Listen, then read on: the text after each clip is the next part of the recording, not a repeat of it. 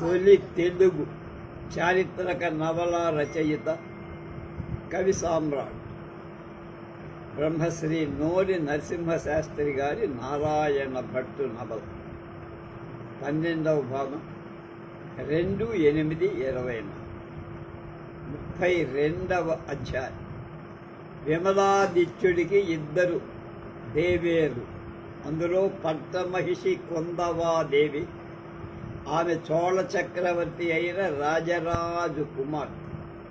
ఆమెకు రాజరాజ నరేంద్రుడు జన్మించి విమలాదిత్యుని 2వ దేవేరి మాలవదేవి. ఆమె యందు విజయాదిత్యుడు జన్మించాడు. విమలాదిత్యుడి మరణం తరువాత జ్యేష్ఠపుత్రుడైన రాజరాజ నరేంద్రుడు పట్టాభిషిక్తుడయ్యాడు. రాజరాజ నరేంద్రుడు 12 ఏళ్ళు రాజ్యం చేసిన తర్వాత కుంతల చాళుక్యుల సహాయంతో అతని సవతి సోదరుడు విజయాదిత్యుడు వేంగి రాజ్యం మీద ప్రచండ సైన్యంతో దండెత్తి రాజరాజ నరేంద్రుని పారదోలి శక సంవత్సరం 2వ కార్తీక శుద్ధ పంచమి ఆదివారం కన్యా లగ్నంలో వేంగి రాజ్యానికి అభిషిక్తుడయ్యాడు. అప్పుడు తల ఎత్తిన శత్రువుల నెల్ల అతని దండనాథుడు భీమభూపుడు అడచివేశాడు. భీమభూపుడు నాగరాజు. అతనికి మేఘగిరి నాథుడు, మేల్ప కందర్పుడు, మలయ భాస్కరుడు మొదలైన బిరుదులు ఉన్నాయి. విజయాదిత్యుడి 2వ సంవత్సరం పాద్య పాలనలో భీమభూపుడికి కుంపులుంగు అనేటువంటి గ్రామాన్ని దానం చేసి రాజరాజ నరేంద్రుడు ఆ యుద్ధంలో స్వయంగా ఉత్సాహాతిశయాలుగా పడుచు దండనాథుల సహాయంతో పాల్గొని తండ్రి విమలాదిత్యుడి కాలంలో విశ్వాసపాత్రుడైన వజ్జయ ప్రగడలు నృప కామ దండనాథులను మర్చిపోయారు. రాజరాజు పరాజితుడైన తరువాత కొద్ది రోజుల్లోనే చోళ దేశానికి పలాయతుడై మామగారైన గంగైకొండ రాజేంద్ర చోళుడి దగ్గరికి వెళ్ళి శరణు పోయింది. అక్కడ అతడు వ్యాస మహాభారత శ్రవణం చేశాడు. జనమేజయుడికి వైశంపాయనుడి చేత ఏల అని ఉపదేశింప చేశాడు. ఎందుకు చేశాడు? రాజరాజుకు అర్థమై అప్పుడు నృపకామ దండనాథులను వజ్జీయ ప్రగడలను జ్ఞాపకం తెచ్చు. వజ్జీయ విమలాదిత్య దత్తమైన రణస్థిపూడి అగ్రహారులు త్రేతాగ్రులను సేవిస్తూ నిత్యాగ్నిహోత్రుడుగా శాంతంగా కాలం గడుపుతున్నారు. అలాగే వజ్జీయ అంటే శాంతుడైన నృపకాముని గంగైకొండ చోళపురానికి పిలిపించి వాళ్లతో పాటు నన్నయ్య భట్టారకుని కూడా పిలిపించి పాండవుల దుర్గ ఉపాసన చేశారు. ఆ పెద్దల ఉపదేశానుసారంగా చోళ సైన్యాలను తీసుకొని వేగి రాజ్యం మీద రాజరాజు దండెత్తారు. విజయాదిత్యుని 2వ సంవత్సరంలోనే అతని సైన్యాలు వెడగొట్టగా అతడు మళ్ళా పారిపోయి అప్పుడు కుంతల ప్రభువైన జయసింహ జగదేక మల్లుని శరణు తుచ్చి విజయాదిత్యుడు ఎంత ప్రయత్నించినా మళ్ళా వేగి రాజ్యాన్ని వశపరుచుకోలేకపోయాడు. నృపకామ దండనాథుడు వజ్జీయ రాజరాజ నరేంద్రుని రాజ్యం అన్ని విధాలా రక్షిస్తున్నారు. కుంతల రాజ్యానికి జయసింహ జగదేక మల్లుని మరణానంతరం అతని కుమారుడు ఆహవ మల్ల సోమేశ్వరుడు రాజు అయ్యాడు. అతడు విజయాదిత్యుడికి సహాయంగా పంపిన సైన్యాలు వేంగి రాజ్యంలో కృష్ణకు ఉత్తరంగా గురుధ్రవార అంటే గుడివాడ విషయంలో కలిదిండి వరకు చొచ్చుకొని వెళ్ళింది. కలిదండ్లోనే పాతాళ భోగేశ్వర స్వామి ఆలయంగా ఉంటున్నారు. దాన్ని ఎదిరించడానికి రాజరాజ నరేంద్రుడు స్వయంగా ఒక మహాసైన్యాన్ని తీసుకొని రాజమహేంద్రవరానికి వచ్చాడు. కరిదిండిలో కాకులు అరవవు, అలాగే పసుపు దంతరకం అది. ఇంతలో రాజరాజు కోరికపై చోళ దేశం నుండి ఉత్తరానికి ఒక మహాసైన్యం బయలుదేరి దాన్ని ముగ్గురు చోళ దండనాథుడు నడిపించారు. అందులో ప్రధానుడు రాజరాజ బ్రహ్మ మహారాజును మహాదండనాథుడు, రెండవవాడు ఉత్తమ చోడ గోన్, మూడవవాడు ఉత్తమ చోడ మిలాడు అయ్యాన్. రాజరాజ నరేంద్రుడి సైన్యాలు చేరకముందే చోళ సైన్యాలు కర్ణాటక సైన్యాలను కలిదిండి దగ్గర యుద్ధం చేశారు. ఆ రెండు సైన్యాలకు అక్కడ పెద్ద యుద్ధం జరిగింది. సేనలు పరస్పరం ముష్టి కేశాకేసి దండి, చేతులతో కొట్టుకోవడం, గదలతో కొట్టుకోవడం, జుట్టులు పీక్కోవడం, అలా వాడు యుద్ధాలు చేశారు. ఈ వీళ్ళు బాణాలు ధరించేవాడు బాణవృష్టి కురిపి, ఏనుగులు ప్రతిఘట్టనం భీకరంగా ఉండే, భటులు ఖడ్గంతో విపరీతంగా పోరాడగా ఖడ్గ దృఢ ఘట్టన చేత విస్ఫులింగాలు అంటే ఆ శబ్దానికి ఆ రెండు ఇనపవిగా అందులోంచి అగ్ని పుట్టేదట. భటులు ఖడ్గా ఖడ్గి పోరాడగా ఖడ్గ దృఢ ఘట్టనం చేత శబ్దం చేత ఆ రాపిడి చేత విస్ఫులింగాలు అగ్ని కణాలు వచ్చాయి. కబంధాలు నృత్యాలు చేసే, గజాలు కొట్టుకున్నాయి, గుర్రాలు తాకినాయి. అట్లా వాజులు ఎదుర్కొని నరులు భేదించారు. ద్రవిడ దండనాథులు ముగ్గురు త్రేతాగ్నులాగా వీర విహారం చేసి అయినా దైవ దురీహ చేత కర్ణాటక దండనాథులకు ద్రవిడ దండనాథులకు సమయుద్ధమైంది. ఎవరు తీసుకోవాలి. అనేక మంది కర్ణాటక దండనాథులతో పాటు ద్రవిడ దండనాథులు ముగ్గురు చచ్చిపోయారు. కర్ణాటక దండనాథులు వీర స్వర్గం పొందాక కర్ణాటక సైన్యాలను విజయాదిత్యుడు ఎలాగో కూర్చుకొని అంటే మళ్ళా సమావేశం చేసుకొని కర్ణాటక దేశం నుండి వస్తున్న మరికొన్ని సైన్యాల కోసం ఎదురు చూస్తూ కృష్ణానదిని దాటి కృష్ణకు దక్షిణ పశ్చిమ భాగాలను అనుసరించి బెజవాడకు ఎదురుగా ఉన్న కృష్ణానది అవతలి తీరాన్ని మండవల్లి చేరారు. అక్కడ ఒక జైనవ సది అంటే ఒక ఆరామం ఉంది.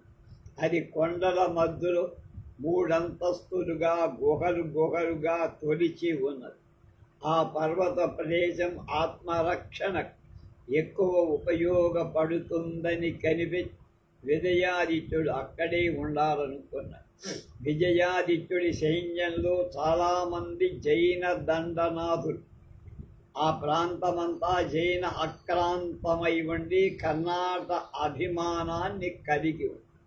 ఉండవల్లి, ఇక్కడ మన బెదవాడ దగ్గర ఉండవల్లి గుహలు, ఉండవల్లి జైన వసతిలోని ఆచార్యుడు అతని యందు కొంత ఆదరాన్ని చూపించాడు. రాజరాజ నరేంద్రుడికి సవతి తమ్ముడు వీడది. రాజరాజ నరేంద్రుని సైన్యాలు కృష్ణానది దాటాలి. విజయాదిత్యుని సైన్యాలు పర్వతాల మధ్య నుండి ఆ ప్రదేశానికి ఆత్మరక్షణ దుర్గ నిర్మాణం తాత్కాలిక ప్రాతిపదిక మీద చేసుకుంది. చుట్టుప్రక్కల ఫలవంతమైన భూములు, సంపన్న గ్రామాలు, అక్కడి నుండి కర్ణాటక భటులు భయంతో సైన్యానికి అవసరమై ఆహార ద్రవ్యాలు సంపాదించుతారు. రాజరాజ నరేంద్రుడి సైన్యాలు కలిదిండి ప్రాంతం చేరేటప్పటికే అక్కడ జరిగిన మహాయుద్ధ వార్త తెలిసింది. రాజరాజు క్రోధోగ్రుడై కర్ణాటక సైన్యముల మీద పడి పడటానికి సిద్ధపడు. కానీ అప్పటికే కర్ణాటక సైన్యాలు కృష్ణ అవతలి దాటి పశ్చిమంగా కృష్ణా తీరంలోనే వస్తున్నట్లుగా తెలుసు. వెంటనే కృష్ణానది దాటటం అపాయకరమని నృపకామ దండనాథుడు చెప్పారు. వెంటనున్న వజ్జీయ కూడా అది మంచిది మాట అన్నాడు. రాజరాజు తన సైన్యాలను యువతడి ఒడ్డు కృష్ణా తీరంలోనే పశ్చిమంగా నడిపిస్తూ గదవాడు చేశారు. అక్కడ భక్తి శ్రద్ధలతో కనకదుర్గ అమ్మవారిని, మల్లికార్జున స్వామిని సేవించారు. జైన కాలముఖాచార్యులైన త్రికాల యోగ సిద్ధాంత దేవర్ల మొఘల్ రాజపురంలో ఒక వసతి ఉంది. ఆ వసతికి పూర్వం రాజరాజ నరేంద్రుడు తండ్రి విమలాదిత్యుడు కొన్ని దానాలు చేశారు. కానీ అందులో కొన్ని గ్రామాల రాబడి ఆ వసతికి కొంతకాలం నుండి రాబట్టాలి. అందుకని అక్కడి ఆచార్యులు సరిచేయాలని ప్రార్థిస్తూ రాజమహేంద్రపురానికి అంటే రాజమండ్రికి అర్జీలు పంపుతూ ఉన్నారు. విజయవాడ చేరిన వెంటనే వజ్జి ఆ విన్నపాల కవిత పైకి దించి జైనాచార్యుడిని పిలిపించి గ్రామాధిపతులను కూడా పిలిపించి అందరి వాదాలు శ్రద్ధతో విను.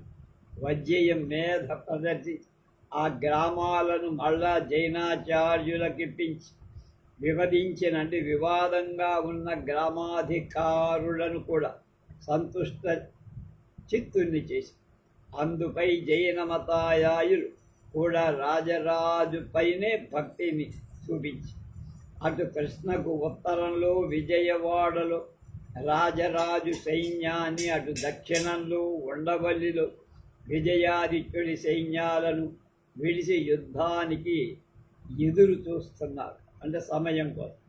ఒకనాటి రాత్రి విజయాదిత్యుడు పటకుటీరంలో అంటే డేరా అంటామే టెంట్ నిద్రపోవటానికి దీర్ఘంగా ఆలోచన చేస్తారు. కర్ణాటక సైన్యాలు వస్తున్న నిశ్చయ వార్త అతనికి అందల. అంటే రావాల్సిన సైన్యం రావట్ల. ఏం చెయ్యాలి? సమీపంలో నిద్రిస్తున్న కుమారుడు శక్తివర్మ పలవరించాడు.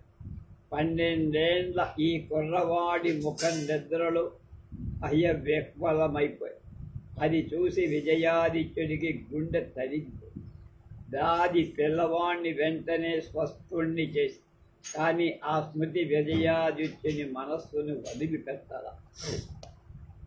కృష్ణానదిపై నుండి వీచేటువంటి గాలి కొండ సందు నుండి రెవ్వున వీస్తూ విజయాదిత్యుడు చిత్తిస్తుండగాని ఆయనకి నిద్ర పట్టేసి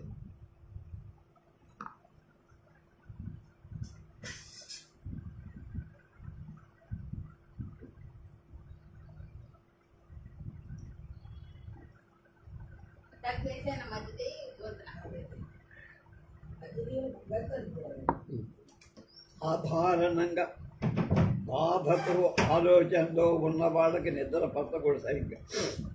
కానీ ఆ రాత్రి వీచిన కృష్ణా వీచికల చల్లని గాలి మహాత్మ్యము, ఎదుట కొండపై వెలసి ఉన్న కనకదుర్గ మహాత్మ్యము, మల్లేశ్వరుడి మహిమ ఎరగక ఎవరికి తెలియని ఆ రోజు రాత్రి విజయాదిత్యుడికి సుఖ నిద్రలో అతనికి ఒక కళ వచ్చి అప్పటికెన్నడూ 30 ఏళ్ల నాడు స్వర్గతుడైన చనిపోయిన అతని తండ్రి విమదాదిత్యుని ప్రేమమూర్తి కళ్ళు, తండ్రి పక్కనే కులదైవమైన ఆదివరాహమూర్తి కనపడ్డారు. ఆ 2 దివ్యమూర్తులను సగౌరవంగా చూస్తున్నంతలో ఆదివరాహమూర్తి రాజరాజ నరేంద్రుడుగా మారిపోయి తమ్ముడి ఆదరంతో తన పక్కకు రమ్మని కోరుతున్నాడు. ఒక్కసారిగా విజయాదిత్యుడికి అన్నగారిపై హృదయంలో ప్రేమ గౌరవం పెళ్ళుబుకి.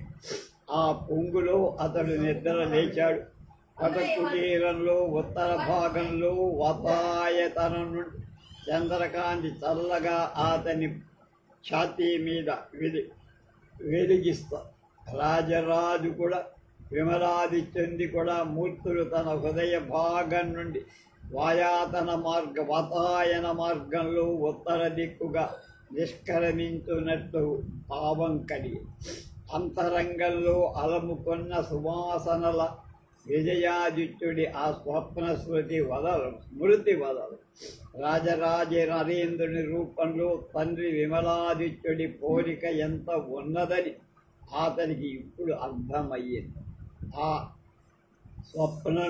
స్వప్నాన్ని స్మరిస్తూ సుఖానుభూతితో ఉండి అతడు ఆపై నిద్రపోల తెల్లవారగానే అంతరింకుడైనటువంటి స్వప్న శాస్త్ర కోవిదుణ్ణి అంటే కళల గురించి చెప్పగలిగిన వాడిని పిలిపించి ఫలితం అడిగితే స్వప్నవేది దీర్ఘకాలం ఆలోచించి అతడికి అప్పటికే ఉండవల్లి జైన వసతి అధిపతి త్రికాల యోగ సిద్ధాంత దేవరల వసతి నుండి వచ్చిన స్వర్ణాలు ముట్ట చేసి ఉన్న దీర్ఘ ఆలోచన తర్వాత ఇతడు చెప్పాడు, మహారాజా, ఇది దివ్యమైన స్వప్నం.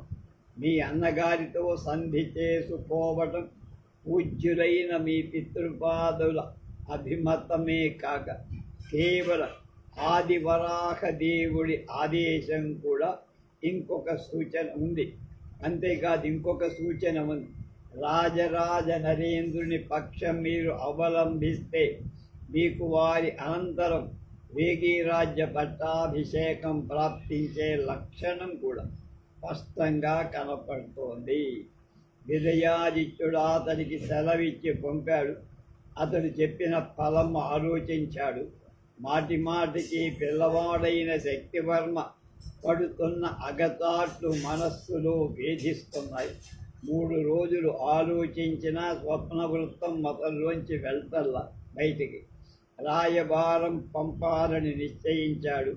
కానీ రాయబారం ఒప్పుకుంటాడా? స్వప్నంలో రాజరాజులాగా వాస్తవ రాజరాజు ప్రవర్తిస్తాడా? అయినా రాయబారం పంపితే నష్టమేమిటి అనుకో.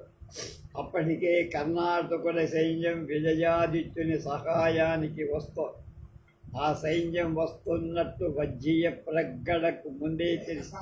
కానీ ఆ వార్త విజయాదిత్యుని చేరకుండా అరికట్టారు. విజయాదిత్యుడు జంకుతో అన్నకు సంధి నిమిత్తం రాయబారం పంపారు. వజ్జీయ ప్రగడ ఏకాంతంగా రాజరాజుకు మంత్రం ఉపదేశించారు. మంత్రం అంటే ఉపాయం. సోదరులు కలహించట ఉభయులకు శ్రేయస్కరం కాదు. ఈ అవకాశం చే కదా కర్ణాటక సైన్యాలకు మనకు చులకనైంది. ఈ యుద్ధం వల్ల జన సంక్షోభం కలుగుతుంది, పంటలు చెడిపోతాయి. తమ్ముడిని ఆదరంతో దగ్గరికి తీయటం లోకక్షేమం. రాజరాజు ఆలోచించి పూర్వం ఒకసారి ఈ తమ్ముడు తను దేశం నుండి బయటికి పంపాడు. ఇప్పుడు పెద్ద సేనలతో దండెత్తి వచ్చాడు. ద్రావిడ సేనల ముందు తాకినందు సన్నగిల్లిన సేనతో అతడిప్పుడు. అలాగే కర్ణాటక సేనలు వస్తున్నాయి. ఇప్పుడు అతడితో సంధి చేసుకోవటం ప్రమాదం కదా. రాజరాజు మనస్సులో ఆలోచించుతుండగానే వజ్జీయ ప్రగడకంతా తెలిసిపోయింది ఏం ఆలోచిస్తారు. రాజరాజు మాట్లాడక ముందే ఇలా అన్నాడు, రాజా, విజయాదిత్య దేవుడితో మనం ఇప్పుడు సంధి చేసుకుంటే ఆ వస్తున్న కర్ణాటక సేనలు వెనక్కి వెళ్ళిపోతాయి. అప్పుడు సులభంగా వాటిని నాశనం చేయొచ్చు. ఒకవేళ యుద్ధమే జరిగితే సుఖంగా ఓర్వదు. మీ తమ్ములను రాజధానిలో సమస్త గౌరవాలు చూపుతూ గౌరవ ఆదరాలతో బంధితుణ్ణి కూడా చెయ్యదు. రాజరాజు భారమంతా మంత్రికే వదిలేశాడు. శీఘ్రకాలంలో సోదరులకు సంధి కుదిరింది. కష్ట సమయంలో తాను పంపిన రాయబారం రాజరాజు సరిగా చూసే అని విజయాదిత్యుడు ఊహింపలేదు. కానీ అతడెన్నడూ తలంపని విధంగా విశేషమైన ఆదరంతో ఉత్తరం వచ్చి విజయాదిత్యుడు నమ్మలేకపోయాడు. ఒక్కుమ్ముడిగా అతడి హృదయంలో అన్నగారిపై భక్తి, గౌరవం, ప్రేమ ఉబికి పొంగిపోడు. రాజరాజు రాయమారాన్ని విశ్వసించి విజయాదిత్యుడు ససైన్యంగా లొంగిపోయాడు. అంటే తమ్ముడు లొంగిపోయాడు. రాజరాజు రాయబారంలో ఇచ్చిన ఉభయుల అభయం సర్వ విధాలా చెల్లించారు. విజయాదిత్యునికి సమస్త గౌరవములు చేసే గొప్ప పదవి ఇచ్చారు. ఇంతలో విజయాదిత్యుడికి సహాయానికి వస్తున్న కర్ణాట సైన్యం కృష్ణకు దక్షిణ తీరంలో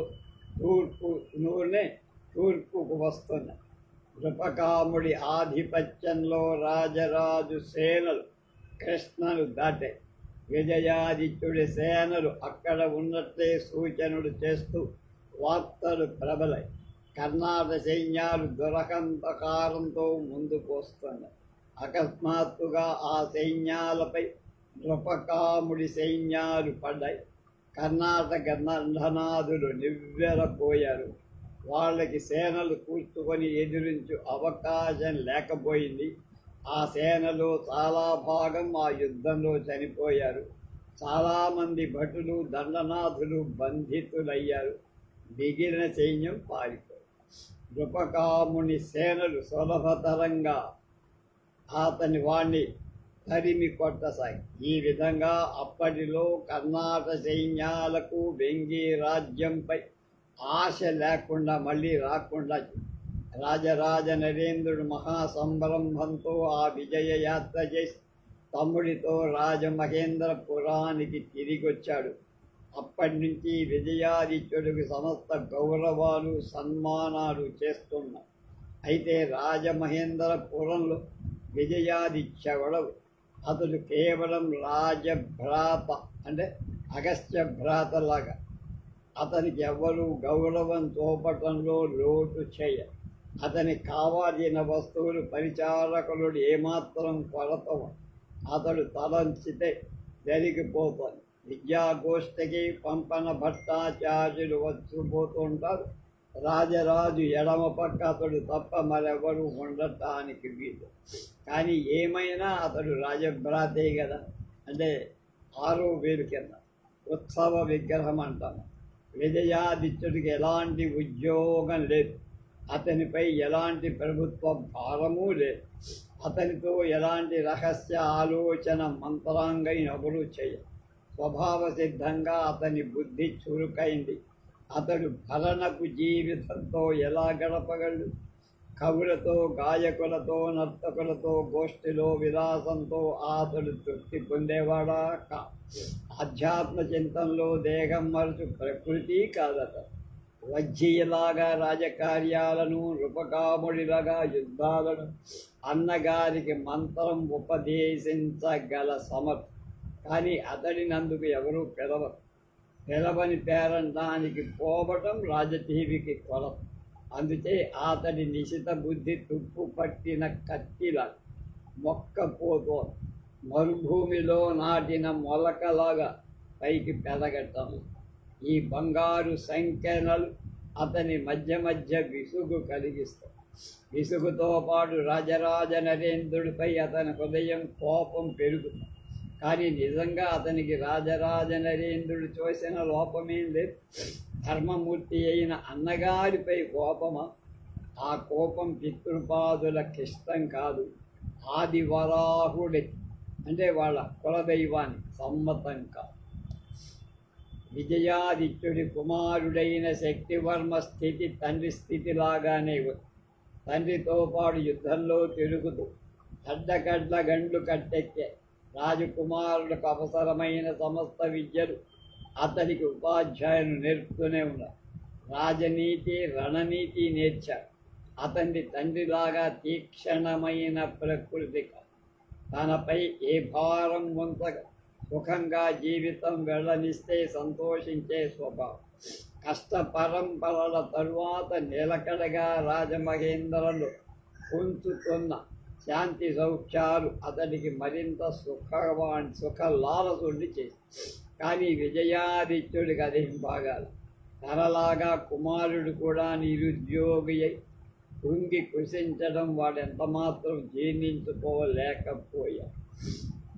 అన్నగారికి ఆ విషయం ఎప్పుడైనా సరే ప్రస్థాన వశంలో చెప్పాలనుకో ఏకాంతంగా ముచ్చటించడానికి అవకాశం ఇవ్వమని కోరుతూ విజయాదిత్యుడు అన్నగారికి వార్తపడి ఆ సాయంత్రమే రావటానికి అనుజ్ఞ జరిగి రాజరాజు తమ్ముణ్ణి ఆహ్వానించాడు.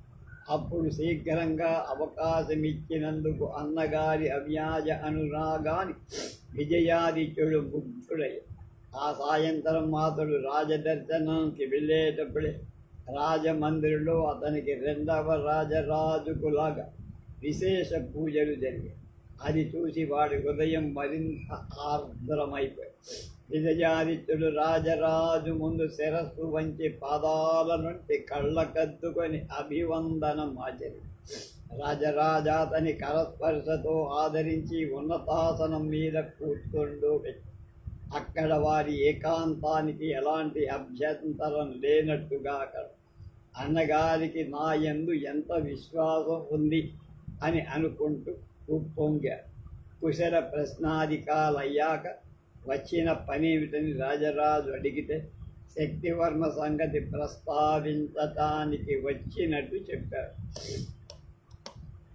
శక్తివర్ణను కష్టసాధ్యమైన కొన్ని కార్యాలలో ప్రవేశపెట్టాలనుకున్నాం. అందుకతడు ఒప్పుకుంటాడా అన్నాడు రాజరాజు. విజయాదిత్యుడికి ఆశ్చర్యం.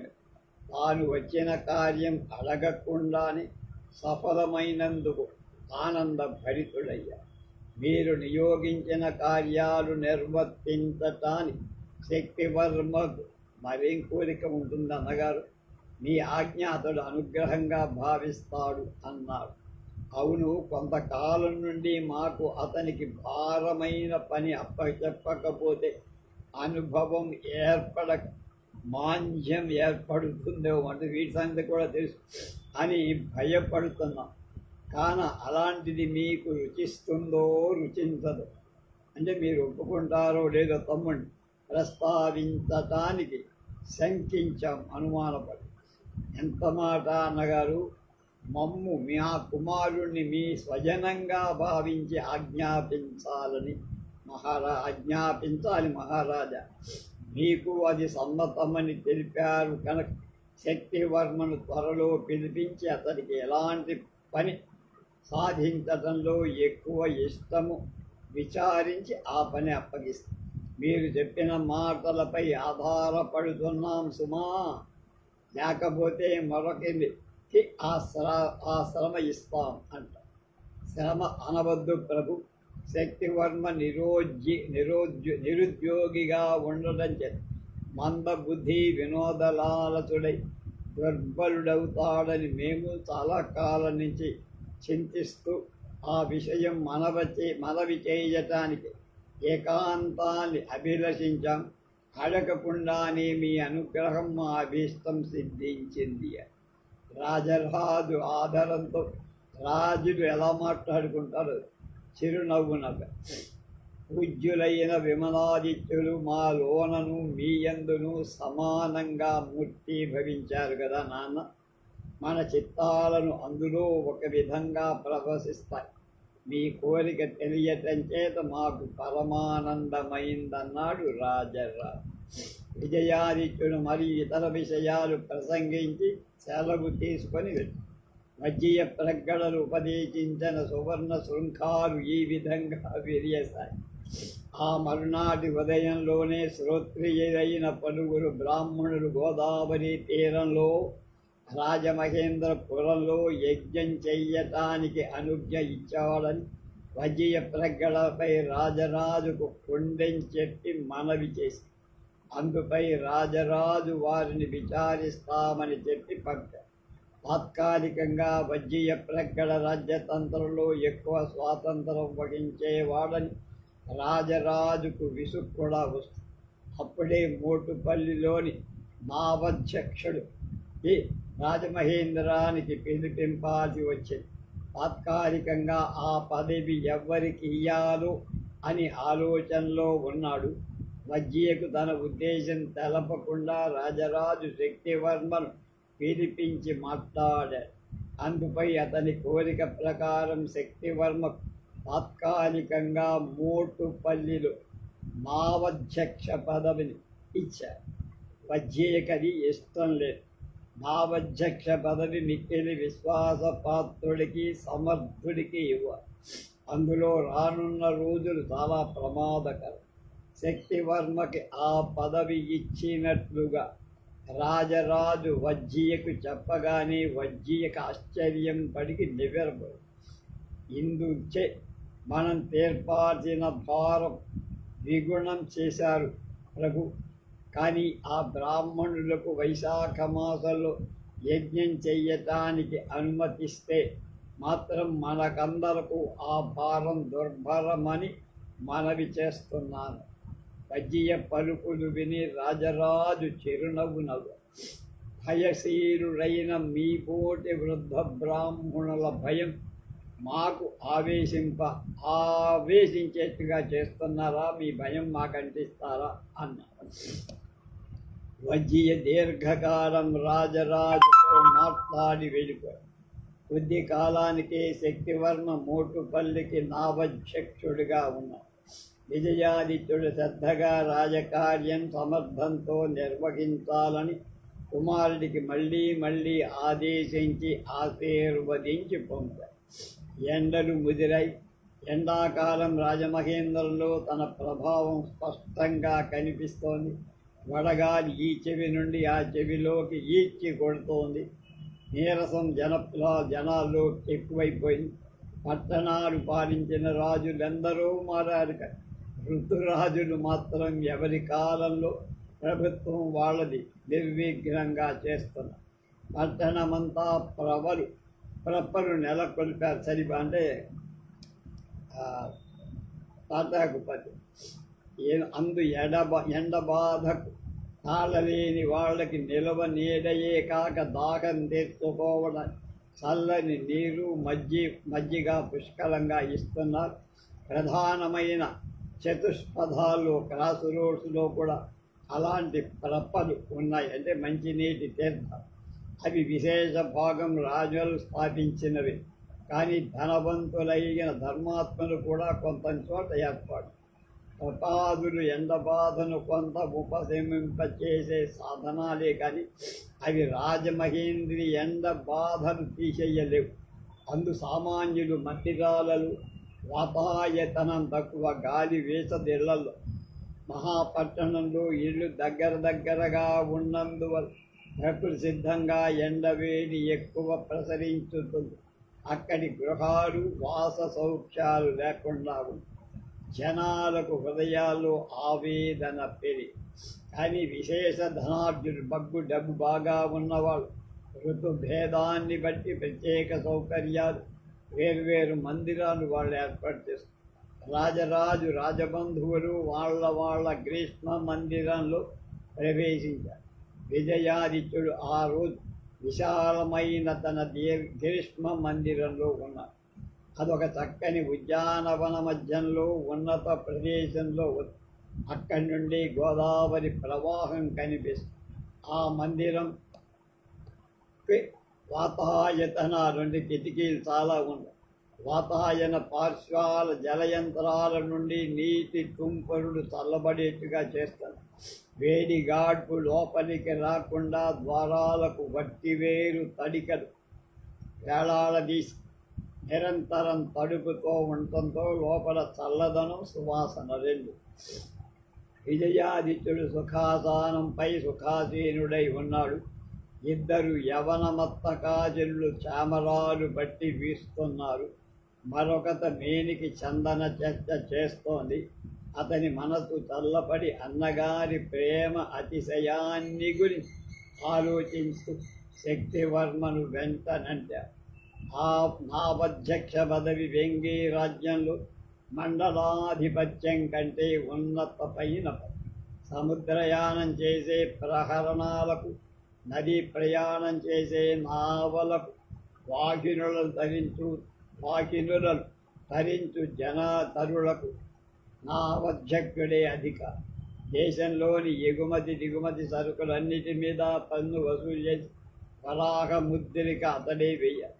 అతని ఆజ్ఞాపత్రాన్ని లేకపోతే నావ నది ప్రయాణం చెయ్యలేదు. ఏ ఏ వైపైనా తరింపరాదంటే దాటరా, ఏ ప్రహణాన్ని బయలుదేరరాదు అంటే ఏ బండి. ఈ శాసనం ధిక్కరించిన వాడు క్రూర దండనకి పాత్రుడవు. ప్రజల భయానాలు చాలా భాగం నావ అధ్యక్షుడన్న అధికారానికి లోబడి ఉండి అతడు ఆజ్ఞాపిస్తే దేశంలో రాకపోకలన్నీ త్వరగా జరుగుతాయి. అందుచేత నావధ్యక్ష పదవి బహు విశ్వాసపాత్రుడు, అనుభవశాలి, అప్రమత్తుడైన వాళ్ళకి ఇవ్వటం ఆచారం. అలాంటి ఉన్నత పదవి రాజరాజు తన కొడుక్కిచ్చాడు. అందులో అది అయాచితంగా అనుకోకుండా వచ్చి ఈ పదవి శక్తివర్మ సామర్థ్యంతో నిర్వహిస్తే అతడికి వేగ్గి రాజ్యమంతటా విశేషంగా పలుకుబడి రాగలదని తండ్రి అనుకుంది. అదియు కాక ఆ సమయంలో రాజధాని నగరం వేంగి రాష్ట్రంలో జరుగుతున్న గుసగుసలు విజయాదిత్యుడికి చెవికి చేరుతున్నాయి. ఏమిటవి? సముద్రంలో తుఫాను రేగటానికి ముందు కనపడ్డ రాజ్యమంతా గొప్ప అలజడి జరిగే ప్రయత్నాలు. రాజమహేంద్రపురం బాగా కడుపు నిండి ఉంది పుకార్లు. అలాంటి సమయంలో నావధ్యక్షుడికి చాలా పని కలుగు. అతడు ఆ సమయంలో తీవ్రంగా జాగ్రత్తగా విధి నెరవేర్పకపోతే అల్లరి అడచటం సాధ్యంగా. విశ్వాసపాత్రులైన రాజభటులు త్వరగా వెళ్ళటానికి సౌకర్యాలుండాలి. రాజశత్రువులకు విప్లవకారులకు అడుగు కదల్పకుండా చేసి ప్రమాద వార్తలు ప్రాకకుండా అరికట్టాలి. ఈ క్లిష్ట పరీక్షా సమయంలో శక్తివర్మ మీద ఈ భారం ఉంచడం ఆలోచించిన కొద్దీ విజయాదిత్యుడికి సంతోషంతో పాటు కొంత భయం కూడా కలిగి. శక్తివర్మ విధి నిర్వహింపకపోతే ఎంత ప్రమాదం! యువరాజుపై భారం వంచక తన కొడుకు మీద మహారాజు భారం ఎందుకు పెట్టాడింతది? ఈ స్థితిగతులతో యువరాజును చోళరాజ్యానికి పంపటం మంచిదే, కీడించి మేలించటం రాజని. రాజమహేంద్రపురిలో ఉపద్రవమేదైనా సంభవించి రాజరాజు యువరాజుకు ఒకేసారి అపాయం కలిగితే ప్రమాదం కాదా? ముందు యువరాజును సురక్షితంగా కాంచీ పట్టణానికి చేర్చడం క్షేమం. అయినా ఇలాంటి విపత్సమయాలు అపాయం ఎదుర్కోవటం నేర్చుకుంటేనే యువరాజు ఎప్పుడు నేర్చుకుంటాడు? ఇప్పుడు కాక అనుకుని ఈ వేంగి రాజ్యాన్ని అవిచ్ఛిన్నంగా 3 తరాలు పాలించిన వాళ్ళెవరు అనుకో. ఇంతలో అతనికి విజయవాడ వెదురుగా ఉండవల్లి రేవు వద్ద స్కంధావారులు అతడు పొందిన స్వప్నవేత్త చెప్పిన వాక్యాలు జ్ఞాపకం. రాజరాజ నరేంద్రుడి తరువాత తానే వేంగి రాజ్యాధిపతి కాగలను కదా అతను చెప్పింది. ఒక్క నిమిషం ఆలోచించి ఆ భావన సౌఖ్యంతో ఆనందలోలితుడైపోయి. కానీ ఉత్తర క్షణంలోని అతని హృదయం శూలంతో పొడిచినట్టయి. సాక్షాత్తు పితృతుల్యుడే తన అన్నగారి రాజ్యాన్ని కాంక్షించుతూ తాను ఎంత దుర్మార్గుడు, ఎంత కృతజ్ఞుడు, ఎంత విశ్వాసఘాతకుడు. రాజపుత్రుడు ఖడ్గం పట్టి చేసిన ప్రమాణం తప్పుతాడా? విజయాదిత్యుడు రాజరాజుతో సంధి చేసుకున్నప్పుడు ఖడ్గాన్ని బట్టి రాజరాజుకు అతడి సంతతికి విశ్వాసపాత్రుడై సేవ చేసేటట్లుగా ప్రమాణం చేశాడు.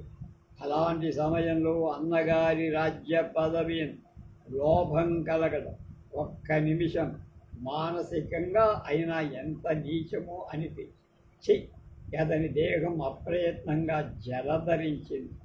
చామరం వేస్తున్న వారిలో ఒక యువనవతి అది గమనించి జలయంత్రంలోని శైత్యం తగ్గించనా, ఏసీ తగ్గించనా అంటనే అలా అవసరం లేదని విజయాదిత్యుడు చెప్పాక దేహాన్ని ప్రయత్నపూర్వకంగా స్వాయత్తం చేసుకున్నాడు. అప్పుడు ప్రతీహారి వచ్చి మల్లప్ప రాజపుత్రుడు దర్శనార్థం వేచి ఉన్నాడని కొంచెం ఆశ్చర్యపడుతూ వెంటనే ప్రవేశపెట్టమని అనుజ్ఞ ఇచ్చారు. ప్రతిహారి మల్లప్పను ప్రవేశపెట్టి వెళ్ళిపోయాడు. అప్పుడు మల్లప్ప యథాప్రకారం స్వస్థుడై ఉన్నాడు.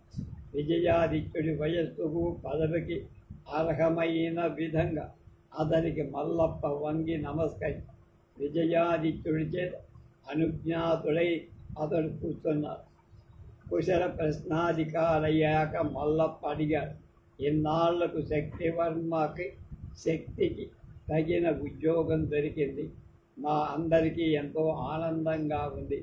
మీ కుమారుడికి ఈ గౌరవం లభించట మాకు లభించినట్లే మా సోదరులమందరం భావించి మాకు వచ్చిన గౌరవమే అని భావించి ఆనందిస్తాం. ఆ మాటలకు విజయాదిత్యుడు సంతోషంతో పొంగాడు. కానీ చిరకాల అభ్యస్తమైన ఆత్మ నిగ్రహంతో పొంగు బయట కనపడని ఆప్తులైన మీరు ఆనందించడంలో వింతేముంది సోదరులారా. కానీ అతడు ఆ పదవి నిర్వహించినప్పుడు కదా మనబోటి ఆప్తుల ఎక్కువగా సంతోషించేది అన్న మల్లప్ప. అందుకు సందేహమా? పితృ సహజమైన అధైర్యంతో మీరు అలా అంటున్నారు. కానీ శక్తివర్మకు మీకు తలచుకుంటే సాధ్యం కాందేవైనా ఉందా ఈ రాజ్యంలో? సాక్షాత్తు మీరిద్దరు రాజరాజుకు యువరాజుకు సమానుడు కదా.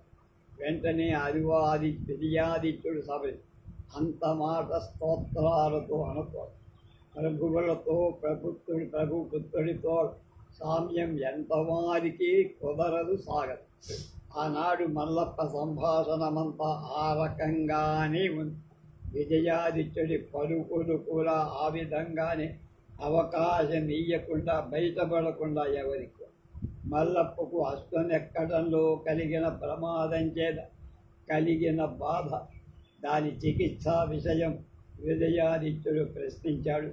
మల్లప్ప ఆ సంగతులు చెప్పి తనకు ప్రాణాపాయం కేవలం సంఘారామంలోని వైద్యుడు పోసిన ప్రాణం వల్లనే తప్పింది అంటూ ఆ అశ్వం తెచ్చిన సైంధవుడు పాపం తస్కరుడు కానే కాడు. సంతకు వచ్చిన అశ్వవర్తకుడి అశ్వశిక్షకుడు రాజ అనుమతితో కేవలం క్రీడార్థం వచ్చిన వాళ్ళని తస్కరుడిగా దొంగగా భావించి ఇంతకాలం అధికరణ స్థానాన్ని కూడా రాకుండా చేయటం విదేశ వర్తకులకు అలజడి కలిగిస్తారు. ఇది రాజరాజులకు మనవి చెయ్యాలని ఉంది అన్న. మంచిది. ధర్మకరణాన్ని రాజరాజ నరేంద్రుడు వెనుదీసేవారు కాదు. నేను చిన్నతనం నుండి ఎరుగు ఎప్పుడు ఎంతే అని విజయాదిత్యుడు నిజమే. కానీ రాజరాజుల మతి విరుచువారున్న వారందరకు అలాంటి ధర్మబుద్ధి ఉన్నట్టు కనప. చూడరాదా, యువరాజు ప్రమాదమని మా సోదరులందరూ కన్నులారా చూసి చెబుతున్నటువంటి దానికి మా సోదరులను గాంధీవి వంటి వాణి శిక్ష పాలు చేశారు. ఈ సందర్భంలో నాకేం చెయ్యాలో తోచటం. విషయం మీకంత బాధ కలిగించటానికి కారణమేమి? అతడు నిర్దోషి అని మాకు సంఘారామంలో చికిత్స పొందుతుండగా నిశ్చయంగా తెలిసి ఆ సైంధవ వర్తకుడు తన అశ్వశిక్షణాగ్రేసంలో లేనందున అశ్వాలన్నీ నీరు మేత ముట్టక క్షీణించి ఘోష పెట్టని రోజులే. జనఘోష ఆలకింపకపోతే మనకు శుభమా అన్న. అలా అయితే ఆ విషయం మీరే రాజరాజులతో ప్రస్తావించకపోయారా? ఈనాడు అపరాధిని అధికరణ స్థానానికే ఉండటం మాకు కూడా వింతగా. కానీ అందేదో కీడు పీలకం కూడా ఉండి ఉండచ్చు. ఏమీ లేదు, నిర్లక్ష్యం నైపుణ్యం అన్న. అయితే మీరు ఆ విషయం వెంటనే రాజరాజులకు అంటే మన అన్నగారికి నివేదించడం ఉత్తమం. ఆలస్యం చేయి. మల్లప్ప ఎన్నో విధాలుగా అంతరం సంపాదించడానికి ప్రయత్నించి విజయాదిత్యుడి ఉత్తరం చేత విఫలీకృతుడై అంటే అతని దగ్గరికి ఏదో రాబట్టాలి. ఆశ వదులుకొని ఆనాటికి సెలవు తీసుకొని వెళ్ళిపో. విజయాదిత్యుడు మల్లప్ప వ్యంగ్యవాక్యాలు అర్థమయ్యి అర్థం కాని వాడిలా ప్రవర్తియ. శక్తివర్మ అనుభవం లేనందువల్ల వారి తేనె మాటలకు లొంగిపోయి ప్రమాదం తెచ్చుకోడు కదా. ఇలా అనుకుంటూ చిత్తశాంతి కోసం పంపన భట్టోపాధ్యాయులకు రమ్మనమని వార్త పంపారు. ఈ పంపన భట్టోపాధ్యాయుడు పరాశర గోత్రుడు, వేదాంగ విధుడు, మీమాంసా ప్రవీణుడు. అతడు అగస్త్యుడిలా చుడికీకృత సమస్త సాహిత్య సాగర్ పాఠ్య ప్రవచనంలో ప్రవీణ్ అయిన సభాముఖంగా మాట్లాడగల నేర్పు గలవాడు. అదిక అతని కావ్య పక్షపాతం శ్రీధరామార్జుని నిశిత తర్కం ముందు తరచుగా నిలవ దెబ్బతింటూ అంతే. రాజ్యసభలో అతడు మాట్లాడటానికి అందుకే దంకుతా. కానీ అతని ప్రతిభయే ఏకాంత ప్రసంగంలో చాలా శోభాయమానం. చాలా పొద్దు పంపన భట్టోపాధ్యాయులతో శాస్త్ర విచారం చేస్తూ విజయాదిత్యుడు ఆనాడు గడిపారు. శాస్త్ర గ్రంథాలన్నీ సంస్కృతంలో ఉన్నాయి. శాస్త్ర విషయాలు భాషా గ్రంథస్థం ఏల చెయ్యరాదు కనుక, అంటే మన భాషలోకి ఎందుకు మార్చకూడదు, సంస్కృతంలో. ఇది విజయాదిత్యుడి ప్రశ్న. ఉపాధ్యాయుడది అనేక శాస్త్ర ఉదాహరణతో విశదీకరించారు. జైమినీయ ధర్మసూత్రాలున్నాయి. అవి వేదమంత మనస్సులో ఉంచుకొని పుట్టాయి. ఆంధ్ర భాషలో పాఠం చెప్పిన ధోరణిగా విస్తరింప తగునే కానీ అలాంటి సూత్రం రాయటం ఎవరి వల్ల కాదు. భరత ధర్మసారం సులభంగా గ్రహింపదగలచిన వాళ్ళ వేదవ్యాసకృత మహాభారతమే శరణ్యం. అది ఆంధ్రీకరించడం సాధ్యమా అని విజయాదిత్యుడికి కూడా వచ్చింది. 33 భాగాలయ్యాయి. 34వ భాగం రేపు.